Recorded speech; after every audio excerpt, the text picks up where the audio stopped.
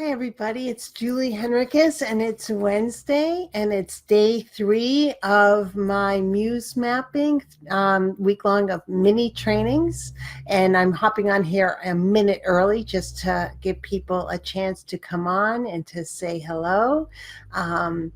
Again, I'm going live on Instagram and Facebook at the same time. So if I'm looking at both cameras separately, it doesn't mean that I'm not paying attention. And I may have to look down once in a while to look at my notes and other things like that. So on day 1, we talked about what Muse Mapping is and the system that I've created and, what to expect over the next week. In day 2, which was yesterday, we did the first step in the Muse Mapping process, which is starting the journey. So Muse Mapping is a system that I have created. It's a 6-step system to create the change in your life that you need to do in order to support your creative journey. Because as you know, if you're at all called on a creative journey, you're either actively participating or you want to be on a journey. There are different components. One is wanting to do the work and wanting to create the art. And the second part is really creating the systems that can help support you on that path. And some of those systems are external, like, time management and things like that. But some of them are internal, and that's what we're going to talk about today. In Muse Mapping, my idea is that you, as a creative person, will have a map that you start or that you draw over the course of the program that I've created that allows you to set forth on your creative journey. My throat's a little crinkly today. That allows you to set forth on your creative journey. You're going to be making your own map, mapping your own course. And so that each of those steps support that effort and that ability and that opportunity for you to tap into the muse, to tap into your creative energy and to use it effectively, because that's the goal. Muse Mapping itself is a system, as I said, I've created, and I'm going to, as of November 18th, be launching a program. Actually, I'm launching it now, but it starts on November 18th, which is an 8-week program to help people get ready for 2020 and to get on this journey and to create their own muse map for this new decade coming up. So that's pretty exciting, and I'm really looking forward to that. We'll talk a little bit more about that at the end of this. As I said, this first step in the Muse Mapping system is sort of preparing for your journey, which is some self-reflection. And the videos are all, I'm loading them up on IGTV, and they're all on my Facebook page and in my Facebook group, which is Awakening the Muse Within. If you haven't joined it, please join that group. I'm in there regularly. There are other folks who are building it slowly, but that's going to be an opportunity for a lot of these conversations to happen on a different level. I also go in and talk about other things, like perfectionism or things like that are helpful for creative folks. So please join Awakening the Muse Within, which is the Facebook group I have through your letters. So let's talk about the step 2, which is charting the obstacles. I used to be in advertising, so I use good titles for things that all tie into my theme. But charting the obstacles is actually a pretty serious topic, and it's about dealing with the obstacles that are in your creative journey, both real and perceived. Meeting Bob, as I refer to it as. So the steps are dealing with, or the things I talk about in the Muse Mapping program are things like creating your Muse Mapping mindset, which is important so that you can sort of really embrace and move forward on your own terms and in your own path. It's also dealing with Bob. Bob are beliefs, obstacles, and blocks, and I'll talk a little bit more about them in a second. Dealing with the shadows and the positives of the shadows, so that it's not all light and rainbows and unicorns when you're on a creative path. There's some shadows that you deal with, but sometimes those shadows are helpful. in the creative process. So not all things are bad, or some bad things can be shifted into good. And also self-talk, and I'm going to really dive down into that in a little bit. So with each of these videos I'm doing this week, I'm going to give you a broad overview of what Muse Mapping is, and then just a mini training on one aspect of it. But before I get to my talk about self-talk, let's talk about what Bob is, what beliefs, obstacles, and blocks are, and how you need to wrestle with them. Sometimes we don't give ourselves enough credit, or we don't take the time to actually deal with these things. So beliefs are the things that you just believe are true because you've never questioned them. They're usually something that come from our childhood or from our youth. They can be things as big as, I believe that you need to have X to do Y. They can be things about your talent, your abilities. They can be things about artists in general. They can be also, obviously, beliefs can be about race. They can be about gender. They can be about sexual orientation. They can be about a lot of things that get in the way of you progressing past a certain point. So sometimes in the coaching world, we refer to limiting beliefs, because some of these beliefs are limiting and we have them, and we need to deal with them. And some limiting beliefs become obvious, but some of them aren't so much. Some of them have to do with talent or perceived talent. Some of them have to do with things like money and who gets it and who doesn't, and what's worthy of it and what isn't, and how, you'll never make a living as an artist is a popular limiting belief. We may need to shift how we perceive making a living and what it means to be an artist. And I think we need to decouple those two things.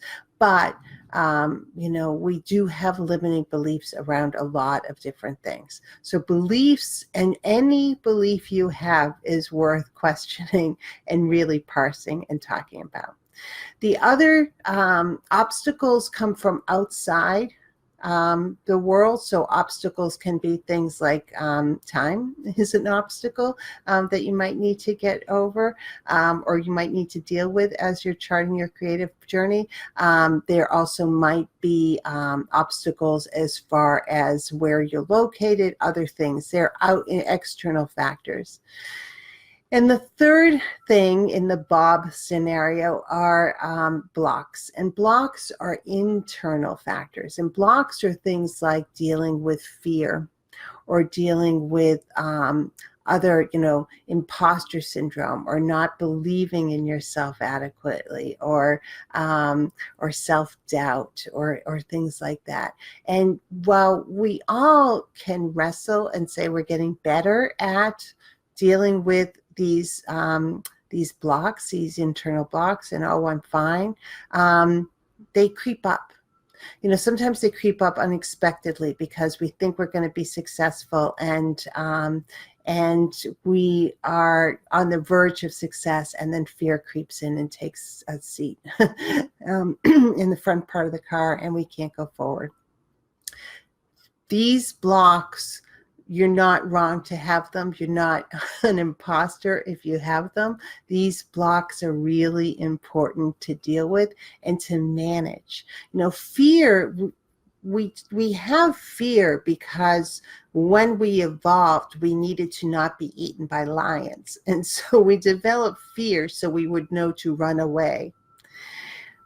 Most of us don't have to worry about being eaten by lions anymore, but we're still afraid of things. And even when we think we've dealt with it, we haven't, and it comes creeping back in because fear is trying to protect us. So the question is, how do you thank fear and then move it to the back seat? And that's something I deal with in Muse Mapping a lot. But the thing I want to talk about now and today is something that comes up. I know it comes up for me, and it comes up from other folks I work with and I coach and I teach. And that's our self-talk. That's how we talk to ourselves. We oftentimes aren't as kind to ourselves as we are to other people. So how many times do you say to yourself, you're an idiot? your whatever thing it is that you're calling yourself out on. You don't have talent. You're never going to get this. You're never going to be as good as XYZ. You're never going to be as smart as, ABC. And we just perpetuate that self-talk, and it becomes a habit of, instead of embracing or supporting ourselves through difficult times, we instead berate ourselves, or, well, of course you got that wrong, or you're never going to make that deadline, or whatever. And we would never, or hopefully would never, say that to another human being. We would treat another human being with tremendous kindness. And why don't we do that for ourselves? And how can we shift our talk about ourselves, and especially if you're on a creative journey, to one of support and nurturing? When you're on a creative journey, you're in a lifetime apprenticeship. Being a master is something you may accomplish to a degree, but that doesn't mean you're not going to keep learning. That's the joy of it, is that you're going to continually get better. You're going to explore new paths. You're going to do new things. And guess what? That means that sometimes you're going to suck. And sometimes you're going to really be terrible at things. And sometimes you're going to keep trying to get better at things, and you're just going to never be good at it. You might be adequate, but you're never going to be good at it. How about, instead of berating yourself, you support yourself. You support your process. You support your creativity. You support that you're trying. Most people don't try to be creative. Most people don't answer the call to the muse. You've answered the call. How brave are you? How fabulous that is that? Now, the call may be to write the great American novel. The call may be to learn how to master a certain cuisine. The call may be to paint, to sculpt, to dance, to direct, to design, to do a million different things. And at the beginning, you may not be good at it. But how about if we, instead of berating ourselves for not being good at something, we instead celebrate that we're even trying, that we're saying to life, yes, bring it on. I want to engage more deeply in my life. I want to tap into my creative energy. I want to feel the power of artistic expression. And I'm going to be terrible at it sometimes, and sometimes I'm going to be great. You need to learn to be comfortable with the path and the journey. And I think the most important thing you need to do is you need to learn how to be kind to yourself, to celebrate every step along the way, to remind yourself that you're deserving of success, that you've got it, that you're blessed to be on the journey at all. And then to move forward with that knowledge and with that deep, deep knowing. Write yourself Post-its, put them on mirrors, write affirmations, do anything you can do. Every day in your journal, write down, I am worthy. I am worthy. You are worthy, right? You are worthy. You've answered the call of the muse. You are worthy. So that's there's a lot, as you can imagine. This step 2 of, navigating the obstacles or charting the obstacles in your creative journey is a big part of muse mapping, because, we keep moving. I find I move forward 3 steps, and then I got to remind myself and give myself a break and take a break and, take a walk or get more sleep or put it away for a second because it's not happening, and then I can go back to it. That's part of the process. So be kind to yourself, and just remember, you are worthy. You are worthy. You are worthy. Thank you for taking on a creative path. Thank you for tapping into your creative energy. Thank you for answering the call to the muse, because you're making the world a better place. So this is day 3 of my training, step 2. I know it's getting a little confusing, but please join me tomorrow at 1 o'clock live on Facebook and on Instagram for the next step on the muse mapping process. And I look forward to seeing you there. Thanks so much for joining me. Bye now.